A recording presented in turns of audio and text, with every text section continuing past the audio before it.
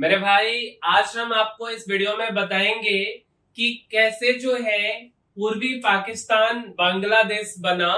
और पाकिस्तान का जो कहानी है मेरे भाई, कि कैसे हमारे 120 जवानों ने लोंजीवाला पोस्ट पे 3000 पाकिस्तानी सैनिकों को धूल चटाया। और अमेरिका का गिफ्टेड जहाज जो कि पाकिस्तान को दिया गया था, पीएनएस गाजी, वो कैसे भारत उसको जो है मार के अपने बिगड़े हुए जहाज से उसको मार के खत्म कर दिया। हर एक चीज इस वीडियो के अंदर हम आपको बताएंगे। तो आइए मेरे भाई, इस वीडियो को शुरू करते हैं। सबसे पहले मेरे भाई, ये पाकिस्तान का मैप है।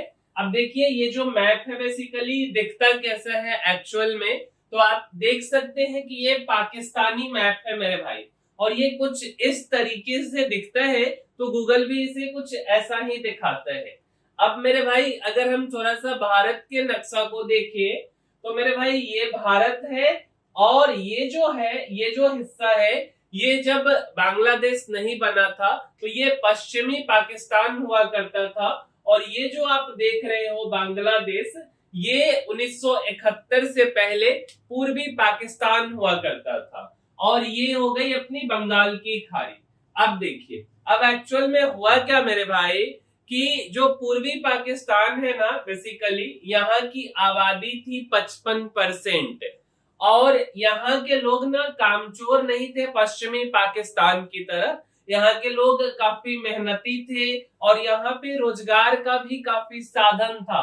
यहाँ पे जो खेती बाड़ी भी होता था, जैसे प्लांटेशन इंडस्ट्री, टी प्लांटेशन, चाय के बागान हुआ करते थे। आज के बांग्लादेश, जिसे हम पूर्वी पाकिस्तान बोल सकते हैं।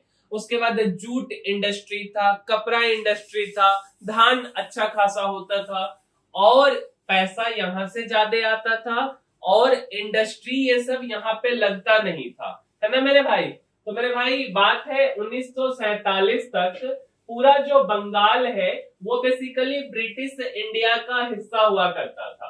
अच्छा, भारत की आजादी के समय बंगाल को दो हिस्सा में बांट दिया गया।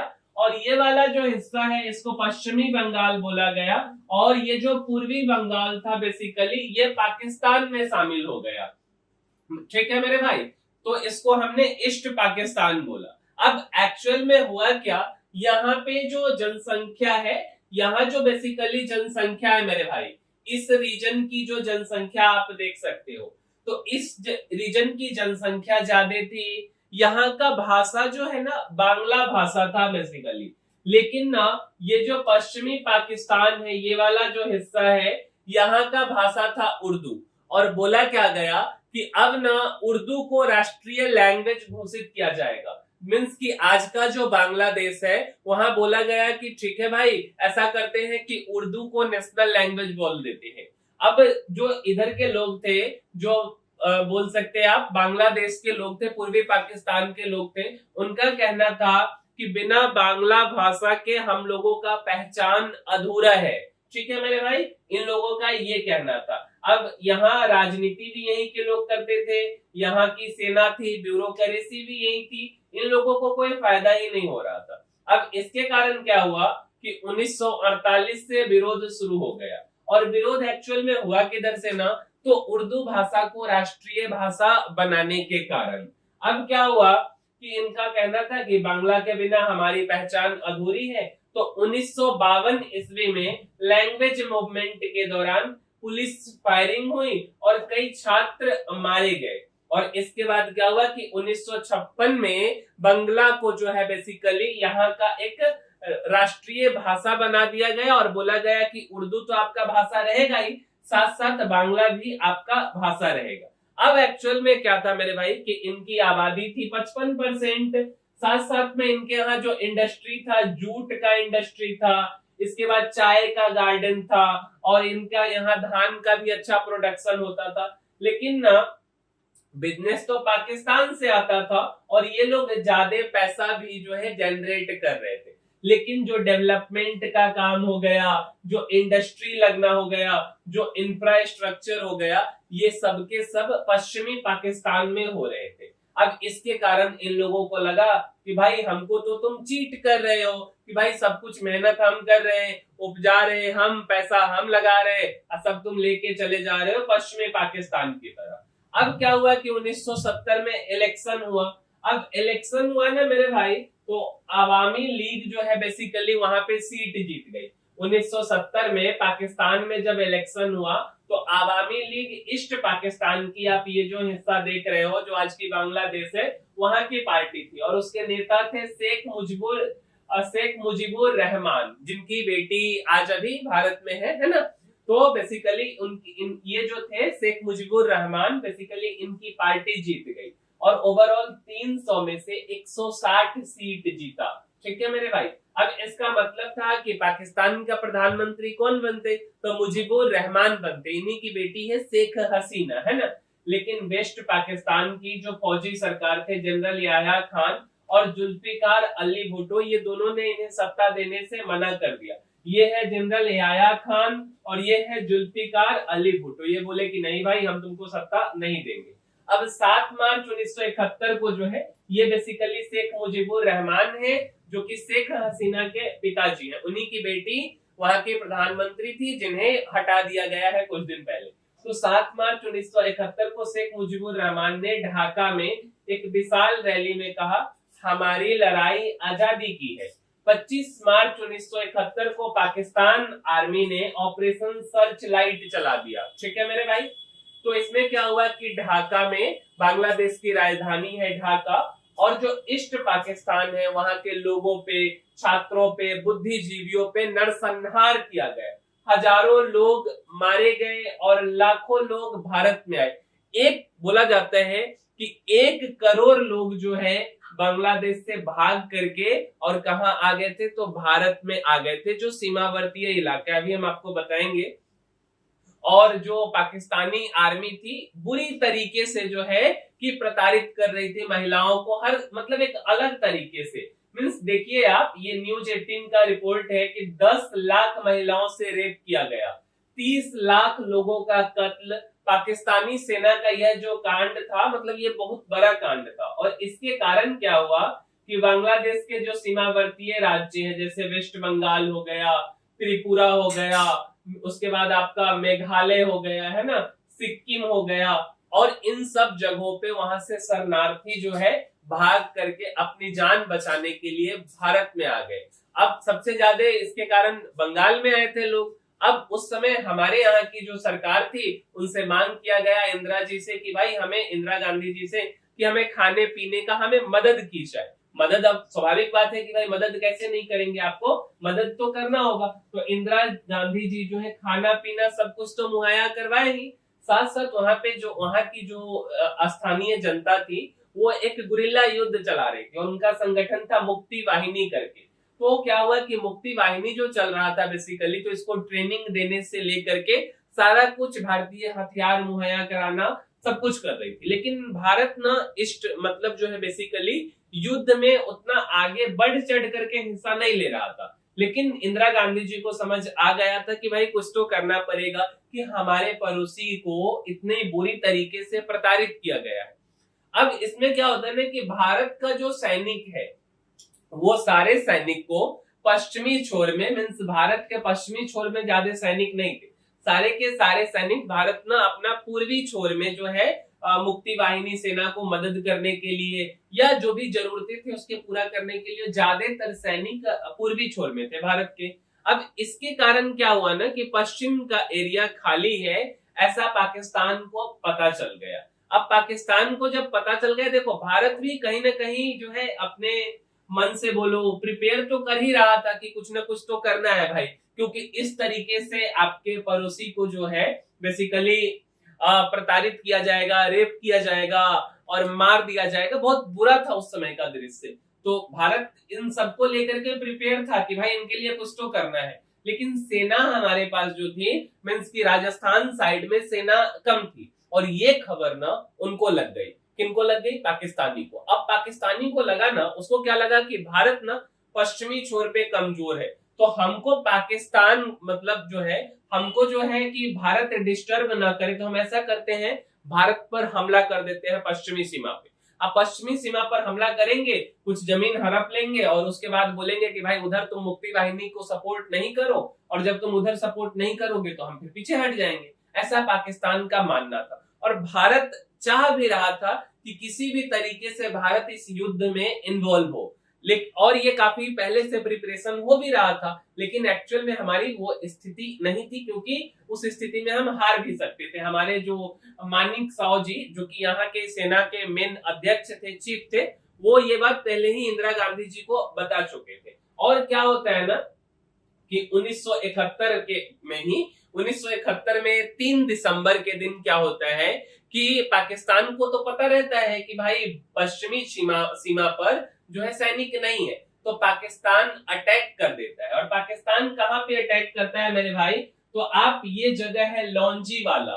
लौंजीवाला में केवल 120 सैनिक रहते हैं भारत की। ये जगह है बेसिकली, आप देखो ये कहां पे पड़ता है, तो जैसलमेर से जो है मान के चलो ना 150-200 किलोमीटर के आसपास में पड़ता है। कोटवा के पास, रामगढ़ के पास में ये पड़ता है लौंजीवाला। अब लौंजीवाला पे केवल 120 सैनिक है और उस सैनिक के हेड जो है मेरे भाई ये है, इनका क्या नाम है, तो मेजर कुलदीप सिंह चांदपुरी। और इन्हीं पे बेसिकली जो बॉर्डर मूवी है, ये फिल्म वाले हैं सनी देओल जी, और एक्चुअल हीरो ये है मेजर कुलदीप सिंह चांदपुरी जी। अब इनको बोला जाता है कि भाई देखो लौंजीवाला पे अटैक हो गया है, और ऐसा इंफॉर्मेशन आता है जब जो सैनिक रहता है वो सैनिक जाता है पेट्रोलिंग के लिए, तो पेट्रोलिंग के लिए जाता है तो वो देखता है कि भाई भारी संख्या में, हजारों की संख्या में गाड़ी, 3000 के आसपास सैनिक, और कम से कम काफी मात्रा में जो है काफी नंबर्स में टैंक लेकर के पाकिस्तान जो है भारतीय सीमा में एंटर कर रही होती है। अब एक्चुअल में क्या होता है कि ये सारा कुछ है, भारत के पास उतना हथियार भी नहीं है, सैनिक भी नहीं है, तो बोला जाता है चांदपुरी जी से, मेजर कुलदीप सिंह चांदपुरी जी से कि भाई आप पीछे हट जाइए। अब भाई ये तो सिख रेजिमेंट के हैं, और इन ये लोग का जो बात ही होता है ये काफी ऊपर लेवल से होता है, मतलब ना काफी साहसी लोग ये लोग होते हैं, तो काफी साहसी हैं। ये बोले कि भाई हम पीछे नहीं हटेंगे, भले 120 ही हो, हम लड़ेंगे। अब ये क्या करते हैं, थोड़ा सा जो है कि इनके पास जो सामान रहता है वो बेसिकली केन बम रहता है, या आप लैंड माइंस बोल सकते हो। और ये जो है एक गन होता है, बेसिकली वो गन रहता है जिससे कि टैंक को उड़ाया जा सकता है, लेकिन ये गन ज्यादा नहीं रहता है, एक आध रहता है, और ये माइंस रहता है, माइंस भी ज्यादा नहीं रहता है, काफी कम संख्या में रहता है। अब ये क्या करते हैं ना, जो भी माइंस रहता है वो सारे माइंस को कुछ इस तरीके से बिछाते हैं। इसके साथ साथ में क्या करते हैं, ये आप देखोगे ना, ये टिफिन के आकार का है, काफी सारा टिफिन लेकर के, और उस टिफिन को जो है जमीन में गाड़ देते हैं। अब उस टिफिन में क्या रहता है, तो टिफिन में जो है ईंट पत्थर डला हुआ रहता है, लेकिन आगे में फ्रंट पे ये जो लैंड माइंस है, केन बम है, ये चीज डाला हुआ रहता है। अब जैसे ही पाकिस्तान का तोप आता है, जो पाकिस्तान का जो भी मतलब क्या बोल सकते हैं टैंक आता है, तो टैंक जैसे ही इस पे पड़ता है ब्लास्ट हो जाता है। अब टैंक पड़ा, इस पर ब्लास्ट हो गया। अब देखिए टैंक का क्या हाल हो चुका हुआ है, टैंक आया ब्लास्ट हो गया, मतलब पूरा कबार हो गया पाकिस्तानी टैंक। अब क्या हुआ कि देखिए उस समय एक्चुअल में हो क्या रहा था ना, कि रात्रि के समय में वो घुसता है 10-11 बजे रात में, और भारत के पास ना उस समय जो प्लेन थे, उस समय हम आपको दिखाते हैं, वो प्लेन एक्चुअल में ना हमला करने के लायक नहीं थे। उसके पास में, भारत के पास 2 प्लेन था, एक था हॉकर हंटर और दूसरा था HF-27 मारुत। अब ये दोनों प्लेन के पास में ना नाइट विजन जो है कि वो नहीं था। अब नाइट विजन नहीं है तो इसके कारण क्या होगा कि ये रात में जो है कि मतलब आक्रमण नहीं कर सकते हैं। अब रात में आक्रमण नहीं कर सकते हैं, केवल सैनिक 120 है, कैसे लड़ेगा। तो ये क्या करते हैं कि ये केन बम को पूरे आगे में एक्चुअल बम और साइड साइड से टिफिन हला देते हैं। अब जैसे ही उसका पहला टैंक आया उड़ गया, दूसरा आया उड़ गया, तब उसको समझ आता है, क्योंकि ये मेजर रैंक है। ये देखिए, ये जो है मेजर कुलदीप सिंह चांदपुरी जी है, और जो पाकिस्तानी कमांडर रहता है वो ब्रिगेडियर रैंक का अधिकारी जो है कि दाखिला हुआ रहता है। वो बोलता है कि भाई अब बुलाओ जो है इंजीनियर को, इन सबको हटाए। अब जैसे ही इंजीनियर आता है, पूरा रात ये इसी में निकाल देता है, केन बम को निकालने में। केन बम निकाला, अब उसमें क्या निकल रहा है, ईंट पत्थर निकल रहा है। अब ऐसे कर करके जो है 5-6 घंटा ये लोग बिता देता है। अब इतना के बाद में क्या होता है, जो बचता है तो ये लोग क्या करते हैं, कभी इधर से फायरिंग हो जाए, कभी उधर से हो जाए। 120 लोग पूरा बट गए रहते हैं अलग अलग। अब कुलदीप सिंह चांदपुरी जी खुद जो है कि बालू के टीला पे चढ़ गए रहते, उधर से फायरिंग करते हैं। अब इसके कारण क्या होता है ना कि उसको लगता है कि यार किसने बोला था ब्रिगेडियर की 120 सैनिक है, यहाँ तो काफी सारे मात्रा में सैनिक है। अब इसके कारण ये लोग जो है कि डर जाता है। अब डरने के साथ साथ ही क्या होता है, काफी समय निकाल देने के कारण सुबह हो जाता है, और सुबह होते ही आता है हॉकर और इधर से आता है मारू। अब ये दोनों जो हाल करता है ना, ये हाल इतना बुरा करता है कि जमीनी स्तर पर कम से कम 55 के आसपास से टैंक और 500 गाड़ी को बर्बाद कर देता है, निस्नाभूत कर देता है। 200 सैनिक जो है, लगभग भारत के केवल 2 सैनिक के आसपास मारे जाते हैं या एक, और 200 प्लस सैनिक पाकिस्तानी रेंजर्स के मारे जाते हैं।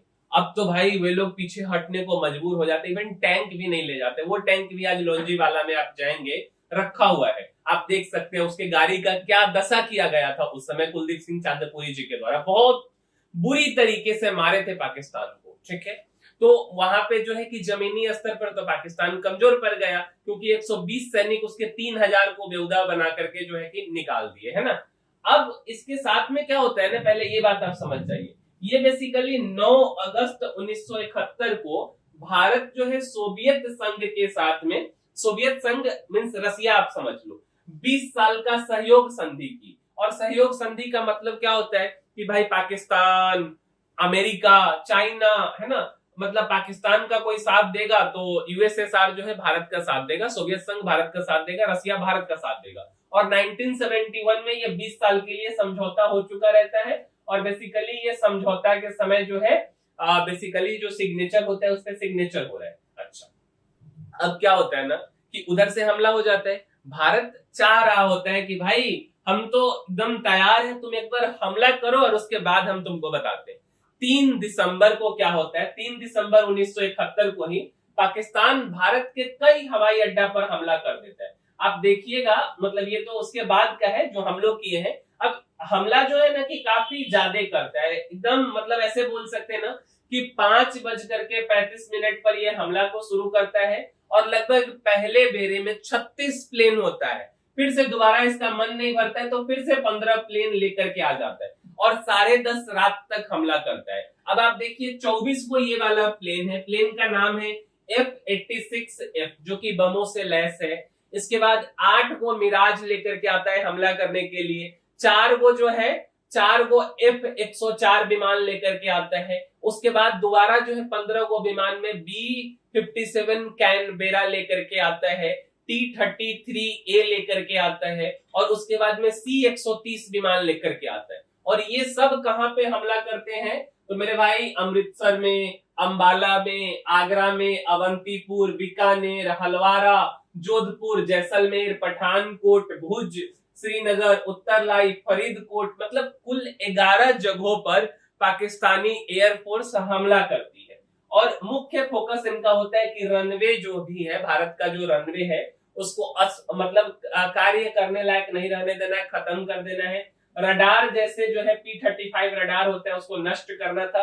और आगरा एयरफील्ड जो कि 480 किलोमीटर दूर है, इस पे भी मतलब प्रभाव डाला गया है, ठीक है।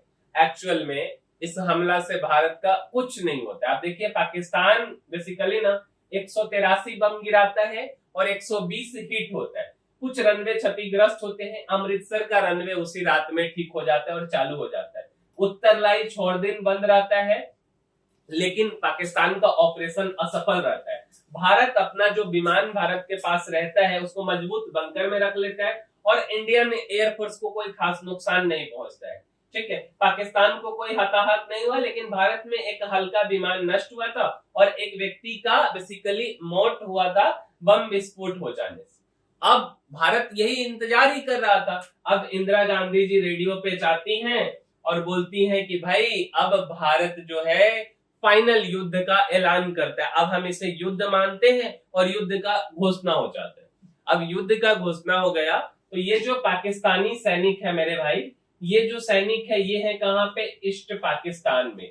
अब ये पाकिस्तानी सैनिक है ईस्ट पाकिस्तान में। अब भाई इसको भी भूख लगेगा तो ये खाएगा, इसको चाहिए बिरयानी, ठीक है। बिरयानी के बिना इसका काम नहीं चलेगा, या कुछ ना कुछ तो खाएगा ना। अब क्या होता है कि देखो ईस्ट पाकिस्तान जिसको हम बांग्लादेश बोल रहे हैं, और यहाँ पे है पश्चिमी पाकिस्तान। यहाँ से बिरयानी इसको यहाँ भेजने के लिए एक ही रास्ता बचता है, इस रास्ते से तो ये आ नहीं पाएगा।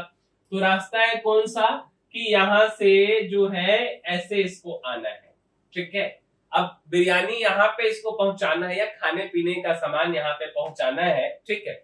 लेकिन यहाँ पे पहुंचाने के लिए भाई पहले तुमको इससे लड़ना पड़ेगा। भारत जो है पूरा नेवल ब्लॉकेज कर देता है, और उस समय जो है भारत के पास रहता है आईएनएस विक्रांत।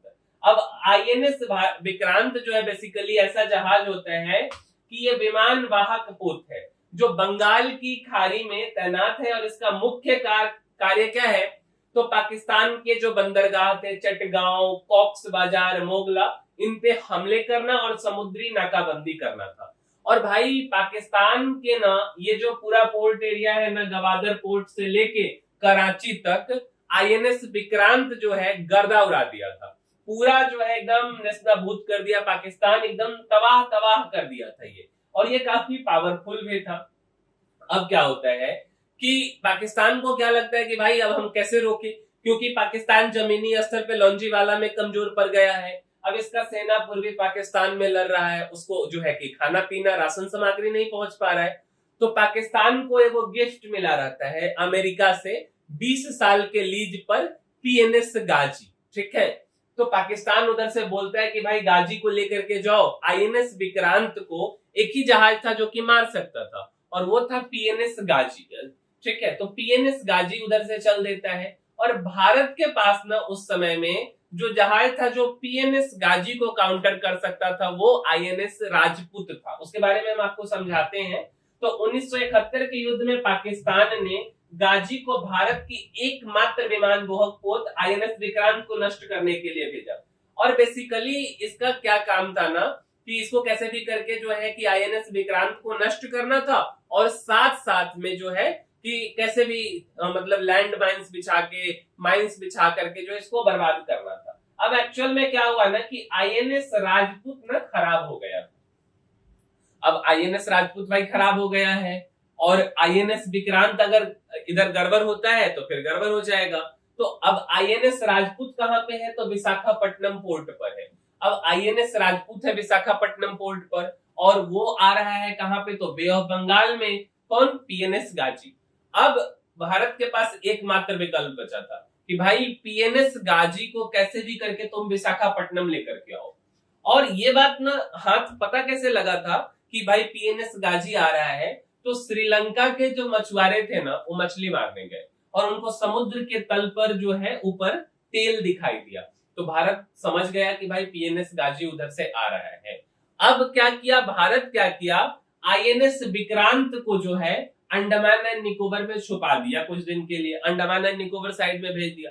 अब राजपूत है कहाँ? विशाखापट्टनम में, और काफी पावरफुल जहाज था गाजी, ठीक है। अब क्या होता है, पनडुब्बी था एक तरह से, और राजपूत है, इसका बॉयलर खराब हो गया तो ये रिपेयर हो रहा है। तो क्या किया ना कि जैसे हर देश का कुछ खुफिया एजेंसी होता है, तो भारत बोला कि जितने भी लोग हैं भारत में किसी भी तरीके से इस इंफॉर्मेशन को लीक कराओ कि जो ये है आईएनएस विक्रांत है वो basically bay of Bengal, Bengal की खाड़ी में नहीं है बल्कि विशाखापट्टनम में है। अब विशाखापट्टनम में क्या हुआ कि खूब सारा सामान जो है 3-4 महीने के लिए मंगाया गया, और सबको बोला गया, जहाज के जो भी लोग थे, कि भाई अपने अपने घर फोन करो कि हम लोग छुट्टी पर आए हैं, कुछ दिन के लिए मिल लेते हैं।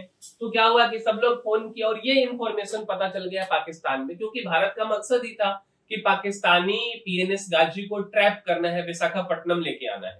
और जैसे ही वहां लीक हुआ तो पाकिस्तान से आया ऑर्डर कि भाई गाजी को लेकर के विशाखापट्टनम जाओ। अब विशाखापट्टनम में जैसे ही आया, ये तो यहाँ पे तैयार है, और इसके जो कैप्टन थे वो इंदर सिंह जी थे। अब इंदर सिंह जैसे ही देखे कि भाई गाजी आ गया है, हलचल हो रहा है, तो ये क्या करते हैं ना, 2 बार डेप्थ चार्ज करते हैं। डेप्थ चार्ज का मतलब होता है कि पानी के नीचे विस्फोट करते हैं, और इसके बाद जोरदार विस्फोट होता है, और 93 चालक दल, 11 अधिकारी और 82 नाविक के साथ पीएनएस गाजी 1.5 नॉटिकल मील दूर ही था विशाखापट्टनम से, और इसका कहानी समाप्त कर दिया गया। अब तक पाकिस्तान के पास कोई विकल्प नहीं बचा, जमीन भी गया और जल भी गया। अब बोलता है कि भाई अमेरिका तुम ही हमको बचा सकते हो। अब अमेरिका कहता है कि ठीक है, कोशिश करते हैं। 4 दिसंबर 1971 को जो है क्या बोल सकते हैं, 4 दिसंबर 1971 को अमेरिका जो है जॉर्ज H.W. बुश जो रहते हैं संयुक्त राष्ट्र सुरक्षा परिषद में, बोलते हैं कि भाई इस युद्ध को रोका जाए। और उसके 5 मेंबर होते हैं। अब उस 5 में अगर एक भी मेंबर बोलेगा कि नहीं, ऐसा हम नहीं मानते, तो युद्ध जो है कि नहीं रोका जाएगा। तो यूएसएसआर, जिसको हम आज रसिया के नाम से जानते हैं, रसिया वीटो कर देता है। अब ये भी गया, अब कुछ नहीं हो सकता है। अब पाकिस्तान भाई रोने लगा अमेरिका के पास में कि कैसे भी करके हमको बचाइए, नहीं तो भाई हमको तो बर्बाद कर देगा भारत। तो अमेरिका उधर से 7वां वेरा 7th फ्लीट भेजता है, और ये परमाणु से लैस है, मिसाइल है, एडवांस सिस्टम है। देखिए कुछ इस तरीके से, इसके साथ भी ना काफी सारे जहाज जो है इसको जो है बैकअप देते रहते हैं। 7th फ्लीट उस समय काफी पावरफुल जहाज होता था। तब इसको भेजा कि भाई जाओ और मामला देखो, और इसको साफ बोला गया था कि भारत माने तो ठीक है, नहीं तो तुम आक्रमण कर सकते हो। अब ये आया। अब ये खाली ये नहीं आया, 10 दिसंबर को इसको भेजा गया 7th फ्लीट को, ठीक है। और इसका आने का जो बेसिकली रूट था मेरे भाई, इसका उद्देश्य था भारत को डराना और पाकिस्तान के मनोबल को बढ़ाना, क्योंकि उसके सेना का मनोबल अब टूट चुका था। और ये वियतनाम से मलक्का जलडमरू मध्य के रास्ते 18 दिसंबर तक भारतीय महासागर में पहुंचा। तब तक तो यहाँ कहानी खत्म हो गया हुआ था। अब उसके साथ में क्या हुआ ना कि इंग्लैंड का जहाज था भाई ईगल, रॉयल एयरक्राफ्ट कैरियर का जहाज था, ये भी भेज दिया, ठीक है। और इसका क्या काम था कि अमेरिका बंगाल की खाड़ी में अपने 7वां बेड़ा को लेके पहुंचेगा, और ब्रिटेन जो है अरब सागर में भारत को घेरेगा, और पाकिस्तान तो जमीन पे घेरेगा, है ना। अब क्या हुआ कि भारत उस समय, हम आपको शुरू में बताए थे कि अगस्त के महीने में यूएसएसआर रसिया से क्या किया था, समझौता कर लिया हुआ था कि भाई कोई अगर पाकिस्तान, इंग्लैंड, चाइना हम पर आंख दिखाएगा तो तुम हमारा मदद करना। आज चाइना यूएसएसआर से उलझना नहीं चाहता था। चाइना उस समय कमजोर स्थिति में था, तो चाइना बोला कि भाई ठीक है, हम तो कुछ नहीं करेंगे। तो रसिया बोला कि भाई हम 40वां वेरा भेज रहे हैं। अब रसिया क्या किया ना कि अमेरिका का 7वां वेरा आया और रसिया का 40 वेरा, एक तरह से आप ऐसे समझिए ना कि 40 को जहाज एक साथ आ गया। पूरा समुद्र को, पूरा अमेरिकी जहाज और जो इंग्लैंड का जहाज ईगल था और रसिया का और इसका अमेरिका का 7th फ्लीट जो था 7वां वेरा, उसको घेर लिया। अब अमेरिका बोलता है कि भाई मेरे पास पनडुब्बी है, परमाणु है, दिस है, डेट है।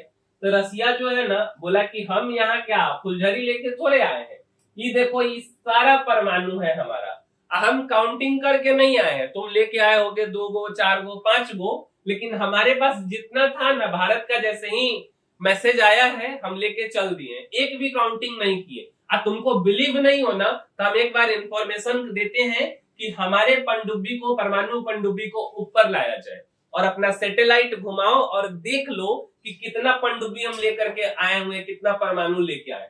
जब निकाला ये रसिया जो है अपना परमाणु पनडुब्बी, तो अमेरिकन सैटेलाइट में कुछ इस तरीके से नजारा आया कि पूरा घेर लिए हुआ था।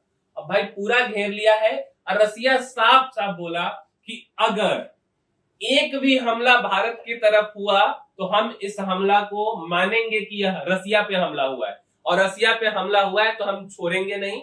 अब अमेरिका समझ गया कि भाई अब कुछ नहीं हो सकता है। परमाणु से लैस पूरा पनडुब्बी चारों तरफ से 7वां बेड़ा को घेर लिया है। साथ साथ ब्रिटेन वाला बोलता है, ईगल बोलता है कि अपने लंदन में फोन करके कि वी आर टू लेट, अब तो कोई विकल्प नहीं है। अब सोचा अमेरिका, सोचा कि भाई अब कुछ नहीं हो सकता है, अब जाने दो, ईस्ट पाकिस्तान को जो करना है करने दो, हम इसके कारण इतने लोगों को, खुद को तो खतरा में नहीं डाल सकते। 7वां वेरा वहां से लौट गया, ईगल भी अपना लौट गया। अब इसके बाद क्या हुआ कि भारत जल में कमजोर पड़ गया है, एयर में भी कमजोर पड़ गया हुआ है, थल सेना कमजोर है। अब थोड़ा सा मनोवैज्ञानिक दृष्टि से क्या किया भारत कि ढाका में जो है बहुत सा पुतला को उतार दिया। अब इतना पुतला उतारा ना, रात में असली में सैनिक नहीं थे, ये सारे जो है बेसिकली रियल में सैनिक नहीं है, इनको उतारा गया ढाका में। अब जब इनको ढाका में उतारा गया तो 93,000 सैनिक थे मेरे भाई, जो कि पूर्वी पाकिस्तान में लड़ रहे थे। अब 93,000 सैनिकों को लगा कि भाई एक बड़े मात्रा में भारत जो है आर्मी उतार रही है। अब जो है मनोवैज्ञानिक दृष्टिकोण से पाकिस्तान के ऊपर और ज्यादा दबाव बन गया। फिर भी पाकिस्तान को बोला गया कि भाई 16 दिसंबर 1971 को जो है बेसिकली मेरे भाई क्या होता है कि 93,000 सैनिक के साथ में ये सरेंडर कर देते हैं भारत के सामने, आत्मसमर्पण कर देते हैं इनके सामने में, सारे हथियार को रख देते हैं और इसके बाद फाइनली जो है ईस्ट पाकिस्तान बांग्लादेश के नाम से जाना जाता है। तो ये कहानी है बेसिकली बांग्लादेश को बनने का और कैसे जो है अमेरिकी बेसिकली जो जहाज है जिसको हम बोल सकते हैं PNS गाजी, जो कि गिफ्ट में दिया गया था, एक तरह से लीज पे लिया था पाकिस्तान, उसको खत्म करने का, और रसिया किस तरीके से भारत का मदद करता है। उम्मीद करते हैं कि आपको यह वीडियो पसंद आई होगी, आपको यह वीडियो अच्छी लगी होगी, और अच्छी लगी है मेरे भाई तो एक बार इंडियन आर्मी के लिए, इंडियन सोल्जर्स के लिए इस वीडियो को लाइक जरूर कीजिएगा। मिलेंगे हम किसी अगले वीडियो में। इस वीडियो में इतना ही, तब तक के लिए धन्यवाद।